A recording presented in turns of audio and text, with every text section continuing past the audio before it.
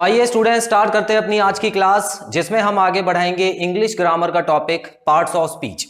So students, parts of speech में हमने noun की डेफिनेशन खत्म कर ली है और अब मैं कुछ प्रैक्टिस क्वेश्चंस लेके आया हूं, जिसमें हम सेंटेंस को क्लासिफाई करेंगे। सेंटेंस में पहले नाउन ढूंढेंगे और उसके बाद उन नाउन्स को उन्हीं 6 पॉइंट्स में क्लासिफाई करेंगे जो कि हमने सीख ली। सो आइए स्टूडेंट्स देखते हैं आज की क्लास में किस तरह के एग्जाम्पल्स हम करने वाले हैं। सो आप देख सकते हैं स्टूडेंट्स, यहां पर प्रैक्टिस क्वेश्चंस की क्लास है आज। Read the following sentences and select the nouns and classify them into person, place, thing, quality, condition and action.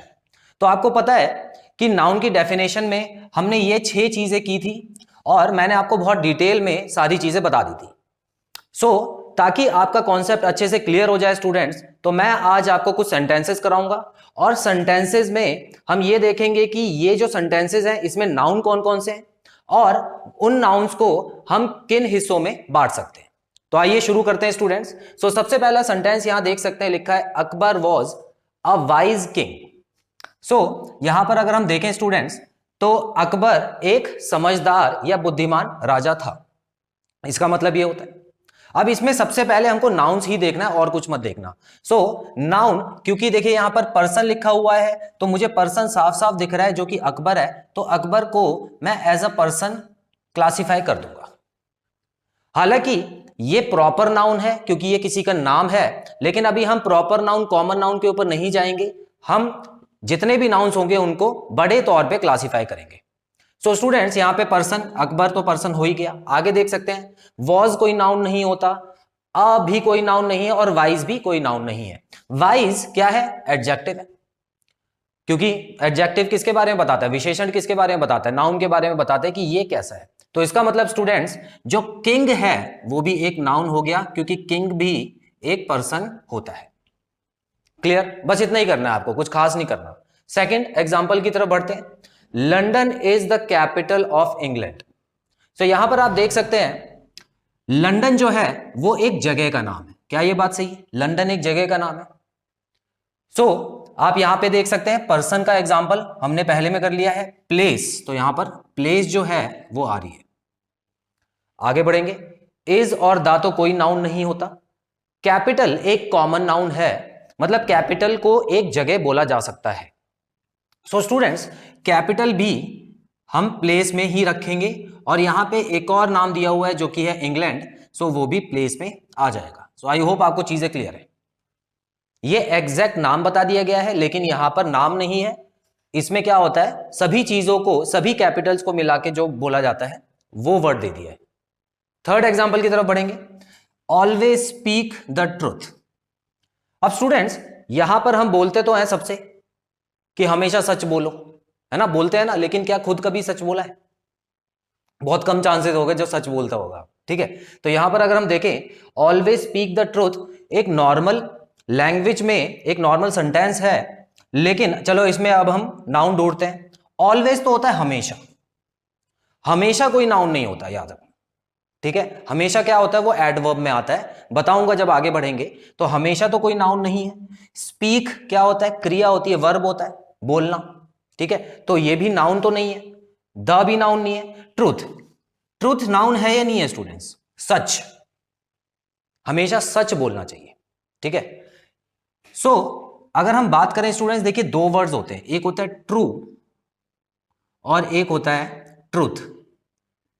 ठीक है, इंग्लिश में दो शब्द होते हैं।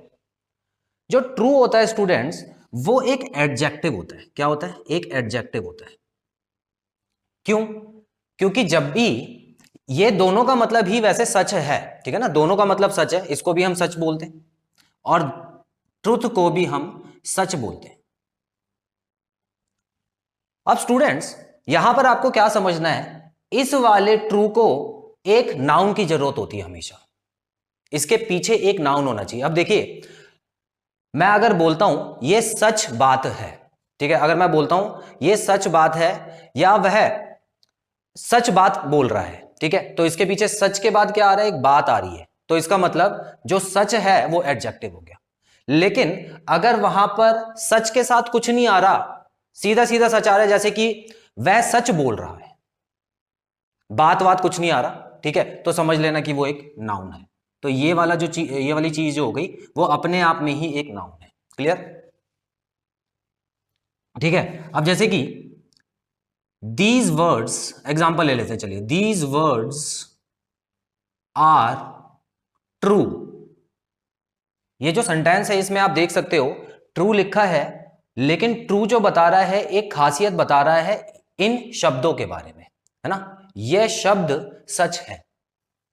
तो इसका मतलब स्टूडेंट्स क्या हो गया कि ये जो सच वर्ड यूज है इसको अपने आप को पूरा करने के लिए इसकी जरूरत पड़ रही है, तो ये नाउन नहीं हो सकता क्योंकि ये एडजेक्टिव हो गया। लेकिन अगर मैं बोलूं, सिंपल सा बोलूं, this is truth, this is truth, तो इसका मतलब हो गया स्टूडेंट्स यह सच है। तो यहां पर देखिए इसको है ना किसी भी चीज की जरूरत नहीं पड़ रही। क्लियर? तो यहां पे ये नाउन हो गया। तो स्टूडेंट्स यहां पर हालांकि हम लोग क्लासिफाई करेंगे person, place, thing, quality, condition and action में। सो मैंने आपको बताया था कि जो क्वालिटी है एडजेक्टिव, जो एडजेक्टिव से वर्ड निकलता है तो वो हो जाता है क्वालिटी वाला। कंडीशन और एक्शन का कोई काम नहीं है यहां पे। क्लियर? तो स्टूडेंट्स यहां पर हम इसको लिखेंगे क्वालिटी। बड़े ध्यान से समझिएगा सारी चीजें। फोर्थ सेंटेंस में पहुंचते हैं। The ink is in the ink pot. ठीक है, यहां पर तो कुछ खास मुश्किल नहीं दिख रहा है, क्योंकि इंक जो है, इंक एक वस्तु को बोला जाता है जो कि हम देख सकते हैं, छू सकते हैं। ठीक है ना, तो इंक तो हो गया thing. Is in the ink pot, और कोई तो यहां पे नाउन नजर नहीं आ रहा। इंक पॉट भी एक ऐसी चीज है जिसको हम देख सकते हैं और छू सकते हैं, तो ये भी आ गया थिंग में। Clear students? तो फिलहाल जो सबसे मुश्किल यहां पे लगा वो कुछ ट्रुथ में लगा होगा, क्योंकि जब ऐसे वर्ड्स आ जाते हैं तो उसको आपको इन तीनों में क्लासिफाई करना है, क्वालिटी, कंडीशन एंड एक्शन में, तो उसको बड़े ध्यान से करना। ठीक है, स्क्रीनशॉट लीजिए फिर आगे बढ़ते हैं।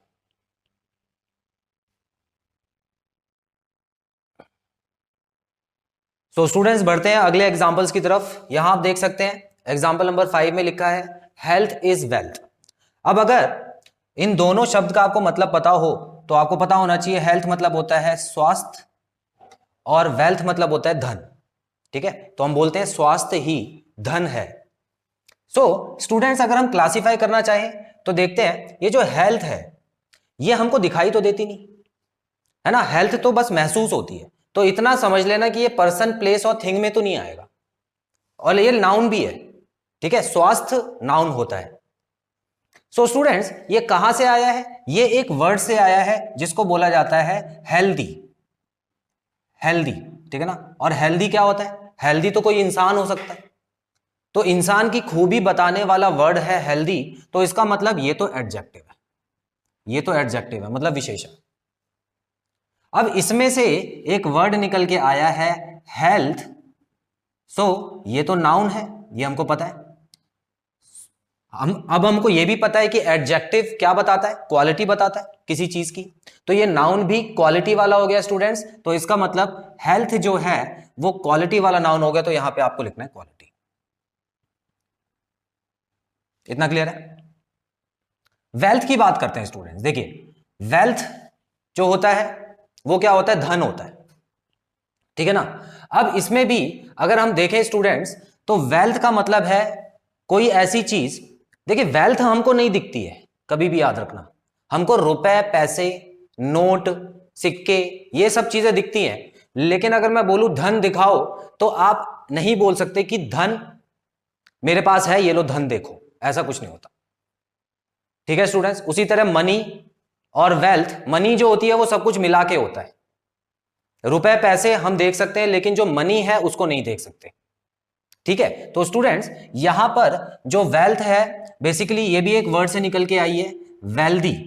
ठीक है ना, कौन से वर्ड से निकल के आई है? वेल्दी। वेल्दी मतलब होता है जिसके पास बहुत सारा धन होता है, तो ये भी एडजेक्टिव है स्टूडेंट्स, ये भी एडजेक्टिव है। सो इसको यहां से निकल के आया है वेल्थ, तो ये भी आप देखेंगे क्वालिटी ही बता रहा है, क्वालिटी। इतना क्लियर? सेंटेंस नंबर 3 पे आते हैं स्टूडेंट्स। देखिए पॉवर्टी इज अ कर्स।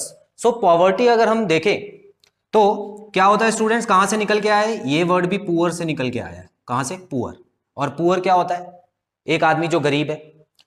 तो जो गरीब आदमी है जो गरीब वर्ड है वो किसके बारे में बता रहा है? उस आदमी के बारे में बता रहा है। तो ये तो हो गया एडजेक्टिव, ये हो गया एडजेक्टिव, और इससे जो निकल के आया है वो है पॉवर्टी। सो स्टूडेंट्स, जब कोई भी चीज एडजेक्टिव से निकल के आती है तो उसको क्या बोला जाता है? उसको भी क्वालिटी बोला जाता है, उसको भी क्वालिटी बोलते हैं। ठीक है, इज अ कर्स। अब देखिए यहां पर कुछ नया मिला हमको। कर्स, कर्स मतलब होता है श्राप। ठीक है, और श्राप जो है ना वो एडजेक्टिव नहीं है, वो गलती से एडजेक्टिव मत समझ लेना। अब वो क्या होता है स्टूडेंट्स? देखिए, एक वर्ब होता है कर्स, कर्स मतलब होता है श्राप देना। अगर इसको वर्ब के हिसाब से लोगे तो श्राप देना। अगर किसी ने किसी को श्राप दे दिया तो इसका मतलब हो गया कि वो आदमी उसको कर्स कर रहा है। इतना क्लियर? लेकिन अगर इसको नाउन के लिए माने, नाउन के हिसाब से मानो, तो इसका मतलब हो जाएगा कि वो श्राप है। ठीक है, उसको वस्तु की तरह लिया जाएगा, उसने उसको श्राप दिया। श्राप देने का मतलब है कि एक वस्तु थी जो दी, तो इसका मतलब ये नाउन बन गया यहां पे। क्लियर? तो ये देखिए, कर्ज जो है जानबूझ के किया जाता है। किसी को जानबूझ के ही तो शराब दिया जाता है, ऐसा थोड़ी है कि अपने आप ही शराब उसको मिल गया, ऐसा नहीं होगा कभी भी। ठीक है, उसको बद्दुआ दी जाती है। तो स्टूडेंट्स यहां पे इतना याद रखना, कंडीशन और क्वालिटी तो नहीं आएगा, लेकिन यहां पे एक्शन आएगा। एक्शन क्यों आ रहा है? क्योंकि जानबूझ के किया गया काम है। ठीक है, तो स्टूडेंट्स यहां पे आप इसको एक्शन के तौर पे क्लासिफाई करेंगे। इतना क्लियर? आपको मैं बता दूं, ये वर्ब से निकला है। ठीक है, वर्ब, वर्ब मतलब क्रिया। तो ये कोई काम हुआ और ये उसका नाउन बना दिया गया, तो इसीलिए ये एक्शन में आ गया। आगे देखते हैं, the pen on the table belongs to Ravi. ये तो बड़ा सिंपल है, मैं ये सोच रहा हूं ये आपको होमवर्क में दे देता हूं स्टूडेंट्स। ठीक है, ये आपको होमवर्क रहेगा, तो इसमें आप अच्छे से सभी नाउन्स को ढूंढिए और उसके बाद बताइएगा कि कौन सा नाउन किसमें क्लासीफाई होता है। सो यहां पर आप देख सकते हैं 8वां point, the soldiers were rewarded for their bravery. अब स्टूडेंट्स देखिए, पहले तो यहां पे नाउन ढूंढते हैं कौन कौन से। सोल्जर्स क्या हमको दिखते हैं? बिल्कुल दिखते हैं, तो इसका मतलब ये तो नाउन है। ठीक है, ये तो नाउन हो गया। और कौन सा नाउन हो गया भाई? सीधी सी बात है, पर्सन। पर्सन ही तो होता है ना सोल्जर्स, जो सैनिक होते हैं वो पर्सन होते हैं। वर रिवॉर्डेड। अब देखिए स्टूडेंट्स, यहां पर दो शब्द देखिए, एक होता है रिवॉर्ड, एक सिर्फ रिवॉर्ड होगा, और एक हो गया रिवॉर्डेड। रिवॉर्डेड, अगर इस सेंटेंस में रिवॉर्ड लिखा होता ना तो वो तो नाउन हो जाता, क्योंकि रिवॉर्ड होता है इनाम। सिर्फ रिवॉर्ड लिखा होता तो, लेकिन क्योंकि यहां पे ईडी भी लग गया ना, तो समझ जाना ये होगी क्रिया, इनाम देना। क्लियर? तो स्टूडेंट्स यहां पर जो रिवॉर्डेड है इस पे ध्यान मत देना, क्योंकि ये एक वर्ब है और हमको सिर्फ नाउन निकालना है, तो इस पे ध्यान देने की जरूरत नहीं है। रिवॉर्डेड मतलब क्रिया होगी। ठीक है, तो आप देख सकते हो एक ही शब्द नाउन भी होता है और एक ही शब्द क्रिया भी होता है। तो सेंटेंस को पढ़ के जरा समझ लेना अच्छे से। आगे बढ़ते हैं, फॉर देयर ब्रेवरी। अब यहां पर एक ही नाउन नजर आ रहा है, ब्रेवरी, और ये कहां से निकल के आया होगा? बहादुरी। इसका मतलब क्या होता है? बहादुरी। ठीक है ना, तो जो वर्ड बहादुरी है वो कहां से निकल के आया होगा स्टूडेंट्स? बहादुर से निकल के आया होगा, जो कि होता है ब्रेव। तो ब्रेव और ब्रेवरी में अगर आप देखें तो ब्रेव जो होता है वो एडजेक्टिव होता है, क्योंकि क्वालिटी है ना, क्वालिटी, किसी पर्सन की क्वालिटी के बारे में बताया जा रहा है, तो ये एडजेक्टिव हो गया और इससे ये नाउन बना है, तो इसका मतलब ये क्वालिटी वाला कहलाएगा। तो स्टूडेंट्स यहां पे आप नीचे क्वालिटी लिख सकते हैं। क्लियर? सो इसका भी स्क्रीनशॉट ले लीजिए, फिर दो सेंटेंसेस और कर लेते हैं।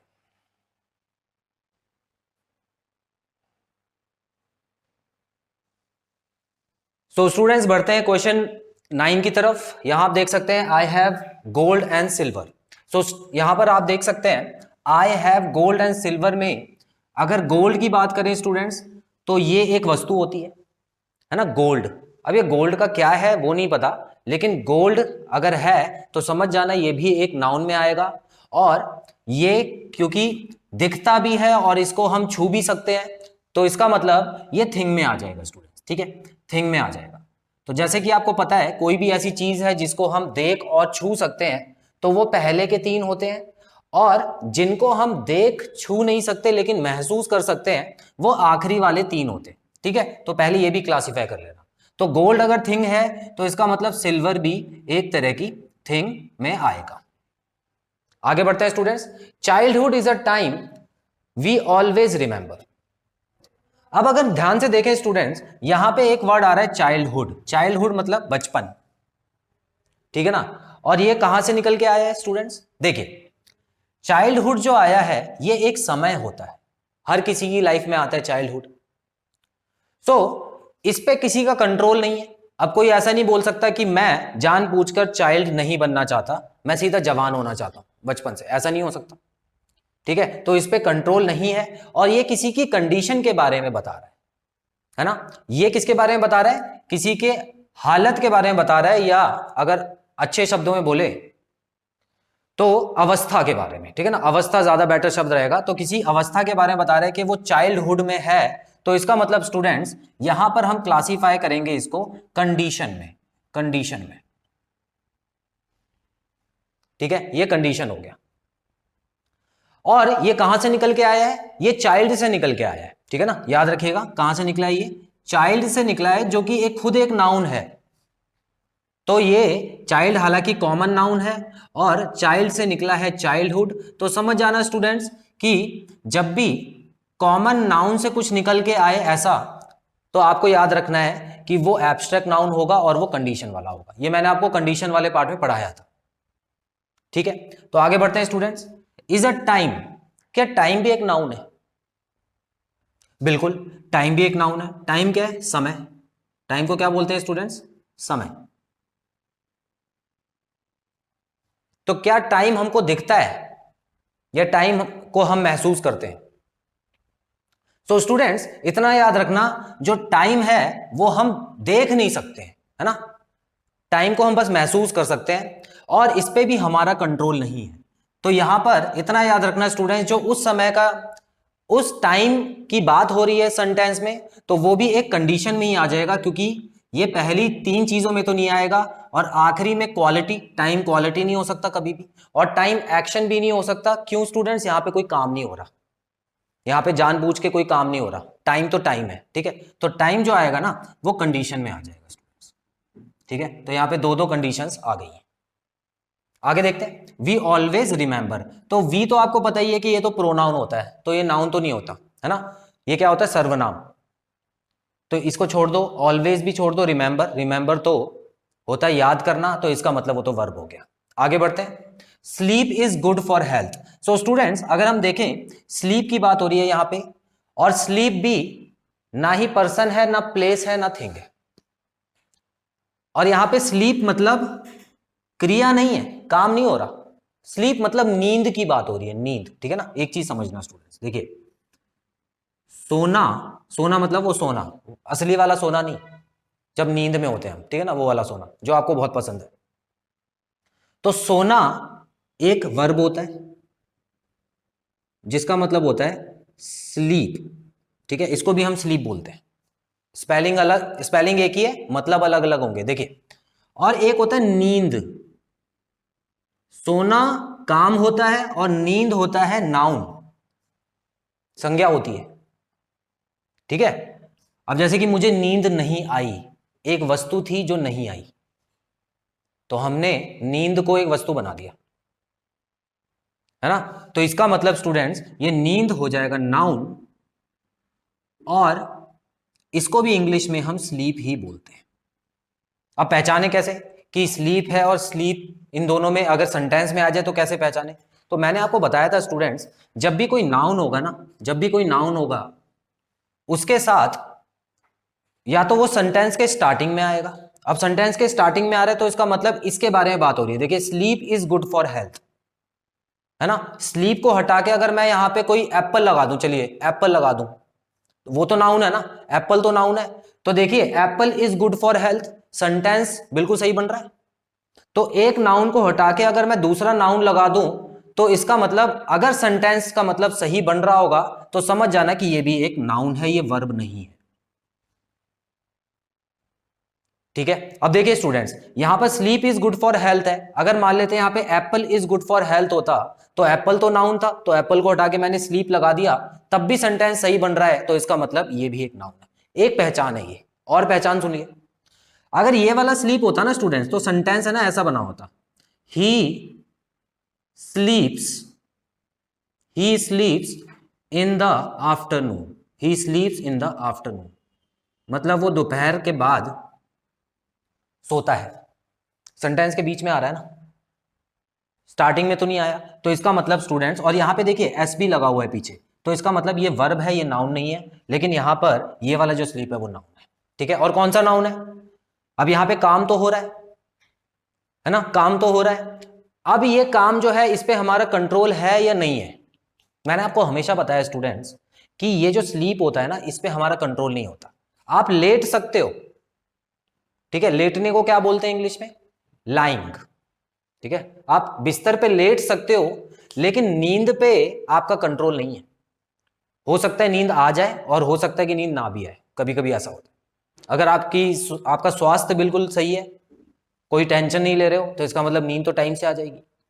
लेकिन कभी कभी होता है कि अगले दिन मान लेते हैं आपको कहीं घूमने जाना है, तो उस रात अगर आप सो के दिखा दो तो ऐसा पॉसिबल नहीं हो पाता कि उस रात नींद आ जाए। होता है ना ऐसा, एक तो डर लगा रहता है कहीं ट्रेन ना छूट जाए या कहीं फ्लाइट ना छूट जाए, तो इस वजह से नींद नहीं आती है। आप चाहते हो सोना कि मुझे नींद आ जाए, लेकिन आती नहीं है, तो इसका मतलब नींद पे आपका कंट्रोल नहीं है। और जिस चीज पे कंट्रोल नहीं होता स्टूडेंट्स, उसको हम कंडीशन में क्लासिफाई करते हैं, तो इसका मतलब ये क्या आ गया? कंडीशन। तो condition is good for health. Health already मैं आपको बता चुका हूं स्टूडेंट्स, ये क्वालिटी में आएगा, क्योंकि ये कहां से निकल के आया है? हेल्दी से निकल के आया है। क्लियर? तो इसका स्क्रीनशॉट ले लीजिए स्टूडेंट्स, उसके बाद मैं वीडियो कंक्लूड करता हूं।